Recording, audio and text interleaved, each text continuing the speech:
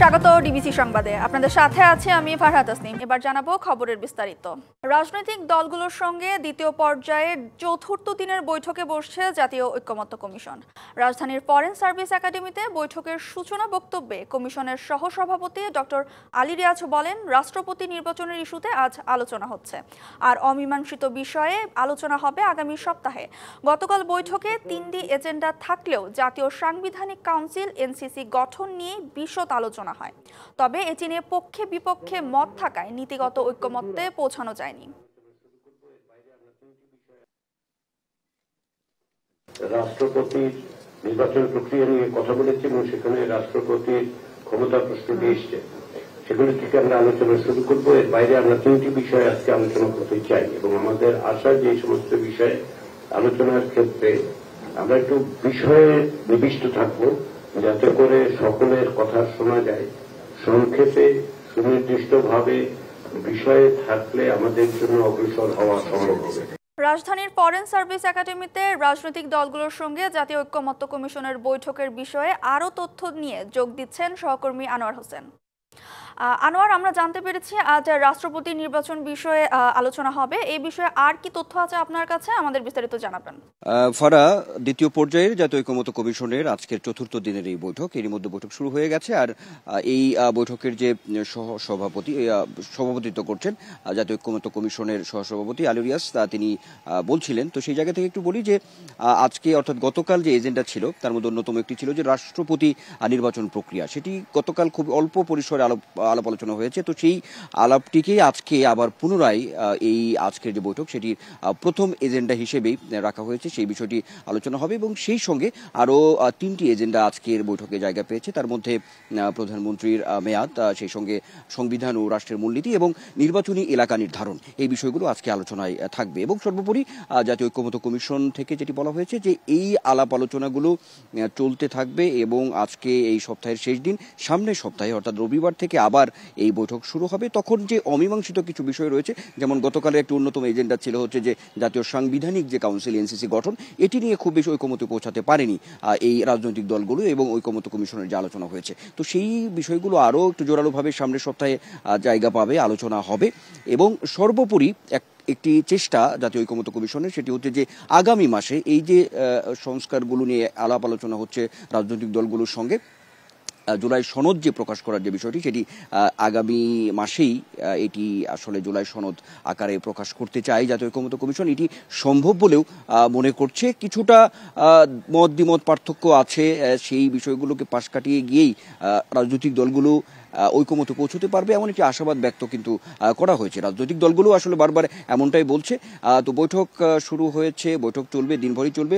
মধ্যাহ্ন বিরতিতে তখন রাজনৈতিক দলগুলোর প্রতিনিধিরা তখন বের হলে তখন আলোচনার কি হয় সেই বিষয়গুলো তারা আমাদেরকে জানাবে। তখন আপনার মাধ্যমে দর্শকদেরকে আমরা আরো বিস্তারিত জানাতে পারবো। ফারা, ধন্যবাদ আনোয়ার আমাদের সাথে যুক্ত হওয়ার জন্য। এই অঞ্চলে শান্তি ও স্থিতিশীলতার জন্য বাংলাদেশের সাথে কাজ করতে প্রতিশ্রুতিবদ্ধ যুক্তরাষ্ট্র। ওয়াশিংটন ডিসিতে অন্তর্বর্তী সরকারের জাতীয় নিরাপত্তা উপদেষ্টা এবং প্রধান উপদেষ্টা রোহিঙ্গা সমস্যা বিষয়ক হাই রিপ্রেজেন্টেটিভ খলিলুর রহমানের সাথে বৈঠকে একথা বলেন মার্কিন উপপররাষ্ট্রমন্ত্রী ক্রিস্টোফার ল্যান্ডাউ। স্থানীয় সময় বুধবার ওয়াশিংটন ডিসিতে মার্কিন পররাষ্ট্র দপ্তরে এই বৈঠক অনুষ্ঠিত হয়।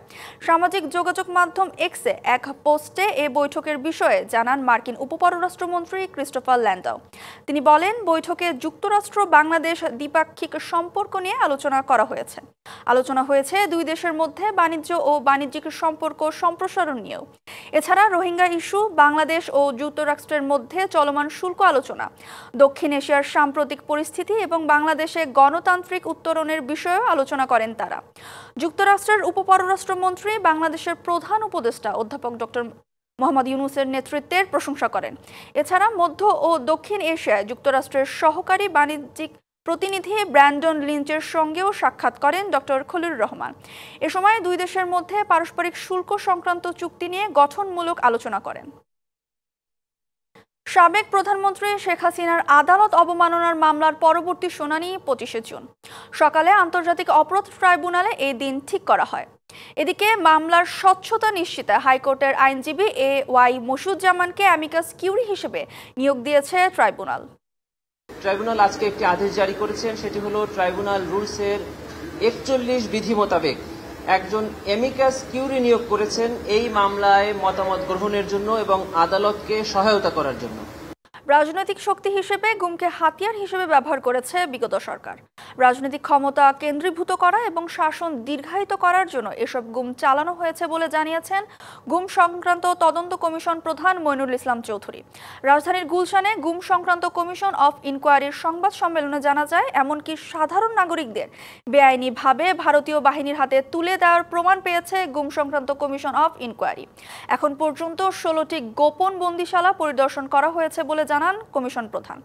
জুলাই পরবর্তী সময়ে গুম কমিশনের প্রায় 1850 অভিযোগ পড়েছে।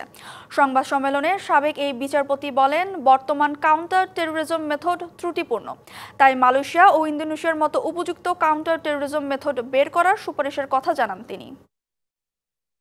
1850 অভিযোগ বিশ্লেষণের মধ্য থেকে 253 জন গুমের শিকার ব্যক্তির তথ্য উপস্থাপন করা হয়েছে, যাদের 3টি বৈশিষ্ট্য রয়েছে।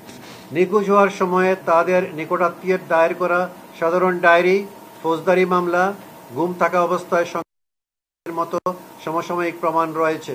ইরানে মার্কিন হামলার পরিকল্পনার নীতিগত অনুমোদন দিয়েছেন প্রেসিডেন্ট ডোনাল্ড ট্রাম্প। তবে হামলায় যুক্তরাষ্ট্র সরাসরি অংশ নেবে কিনা সে বিষয়ে এখনও চূড়ান্ত সিদ্ধান্ত না হয়নি বলে জানিয়েছেন ট্রাম্প প্রশাসন। মার্কিন গণমাধ্যম ব্লুমবার্গের এক প্রতিবেদন জানাচ্ছে, এর সপ্তাহের শেষেই ইরানের সম্ভাব্য হামলা চালানোর প্রস্তুতি নিচ্ছেন মার্কিন কর্মকর্তারা। এদিকে চলমান উত্তেজনার স্থায়ী সমাধানের আহ্বান জানিয়েছেন রাশিয়ার প্রেসিডেন্ট ভ্লাদিমির পুতিন। সপ্তম দিনে গড়িয়েছে ইরান ইসরায়েল যুদ্ধ। হামলা পাল্টা হামলায় আতঙ্কের নগরীতে রূপ নিয়েছে তেহরান আর তেল আবিব। মধ্যপ্রাচ্যে উত্তেজনার সাথে পাল্লা দিয়ে বাড়ছে মার্কিন যুক্তরাষ্ট্রের সরাসরি যুদ্ধে জড়িয়ে পড়ার শঙ্কা।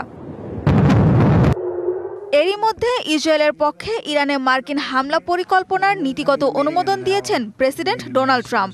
যদিও মার্কিন বাহিনী সরাসরি অভিযান চালাবে কিনা তা নিশ্চিত করেনি ট্রাম্প প্রশাসন। কাতার ভিত্তিক গণমাধ্যম আল জাজিরা বলছে, সরাসরি হামলায় অংশগ্রহণের বিষয়ে শেষ মুহূর্তে সিদ্ধান্ত নেবেন বলে জানিয়েছেন ট্রাম্প। এর আগে ট্রাম্প জানিয়েছিলেন, যুক্তরাষ্ট্র ইরান ইসরায়েল দ্বন্দ্বে সরাসরি অংশ নিতেও পারে, আবার নাও নিতে পারে।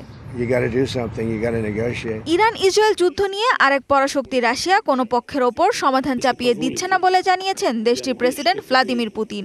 স্থানীয় সময় বুধবার সেন্ট পিটার্সবার্গ আন্তর্জাতিক অর্থনৈতিক ফোরামে সাংবাদিকদের সঙ্গে বৈঠকে এসব কথা বলেন পুতিন।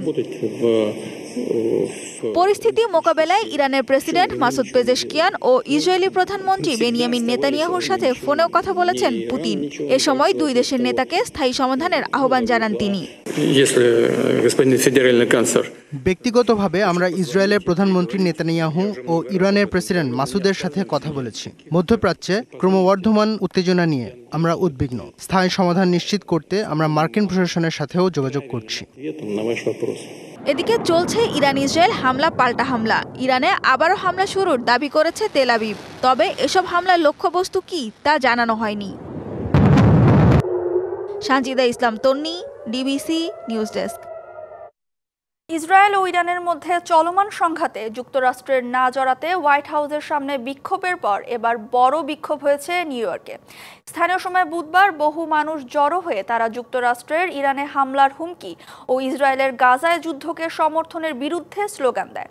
ইরানে ইসরায়েলি বোমা হামলা ও ইসরায়েলি বাহিনীকে কোটি কোটি ডলার সামরিক সহায়তা দেওয়ার বিরুদ্ধে বিক্ষোভ করেন তারা। বিক্ষোভকারীরা যুদ্ধে সরাসরি জড়িত না হতে ট্রাম্পের প্রতি আহ্বান জানান। এরই মধ্যে যুক্তরাষ্ট্রের বিমান বাহিনী 3টি রণতরী বহর মধ্যপ্রাচ্যে অবস্থান করছে। বিক্ষোভকারীদের দাবি, এই বহরগুলো যেন কেবল প্রতিরক্ষামূলক উদ্দেশ্যে সেখানে থাকে, হামলা যেন না চালানো হয়। সংবাদ এই ছিল এখনকার মতো। ডিবিসি নিউজের সংবাদগুলো পড়তে ভিজিট করুন dbcnews.tv আর ভিজিট করুন ডিবিসি ফেসবুক পেজ এবং ইউটিউব চ্যানেল। সঙ্গেই থাকুন।